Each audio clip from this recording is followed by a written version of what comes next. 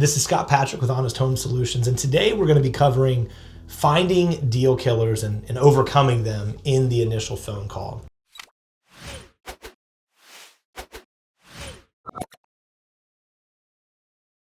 No matter how motivated a seller is, sometimes there's extenuating circumstances that sit outside of just the money or the property in and of itself. There's either other decision makers, there might be another influencer somewhere in their life that's pulling them or pushing them in one direction or another. And it's really, really crucial if you're able to, and if you're tactful enough to be able to ascertain what those potential deal killers are so that you can begin to address them up front.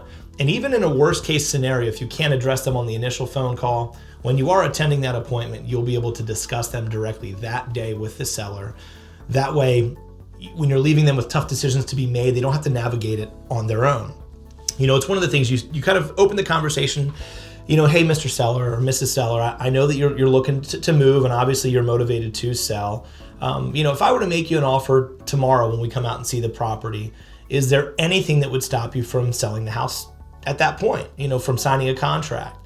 It's a really simple question. It sounds rudimentary, but it does elicit a response. So what you're going to get is something, I'm the decision maker, but my brother in Maine and my sister in Vermont, they're also making the decision with me as well.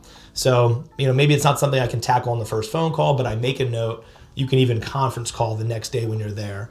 It could also be, hey, I'm not really sure what the values are. I'm going to have 10 cash buyers come out and see my property, and I just really want to make sure that I give them all a shot to come out and take a look before they make an offer.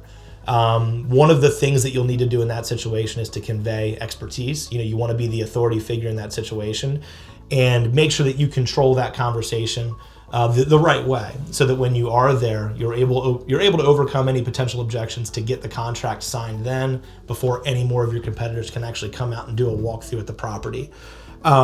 One of the best things though about the conversation is that they will, if you ask the correct questions the right way, if you've built rapport from the initial onset of the phone call, and if you're personable enough, just that they like you and they want to talk, they'll start to break down some of their concerns for the process. And again, there's a lot of lazy investors out there who are just about the numbers. Somebody calls in, they say, yep, here we do our walkthrough, here's my maximum allowed offer, that's it, here's your settlement date.